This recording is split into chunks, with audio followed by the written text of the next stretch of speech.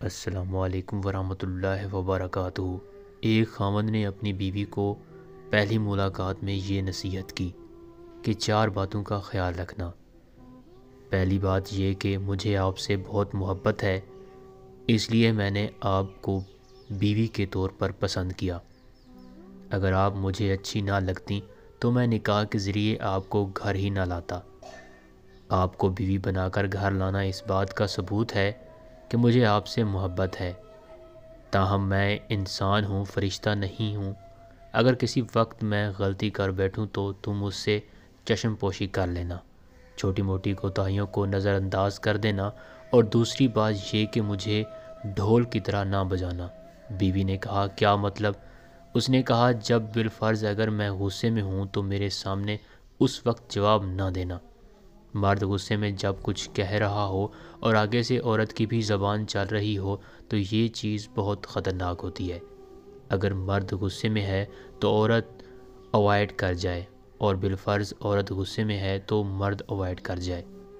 دونوں طرف سے ایک وقت میں غصہ آ جانا یوں ہے کہ رسی کو دونوں طرف سے کھینچنے والی بات ہے۔ ایک طرف سے رسی کو کھینچیں اور دوسری طرف سے ڈھیلا چھوڑ دیں تو وہ نہیں ٹوٹتی۔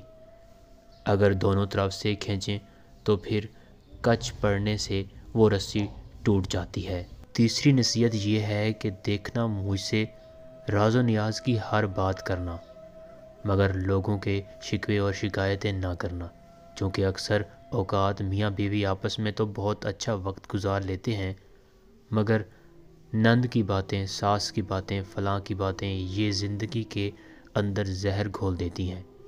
اس لیے شکوے شکایتوں سے ممکنہ حد تک گریز کرنا۔ اور چوتھی بات کہ دیکھنا دل ایک ہے، یا تو اس میں محبت ہو سکتی ہے یا اس میں نفرت۔ ایک وقت میں 2 چیزیں دل میں نہیں رہ سکتی۔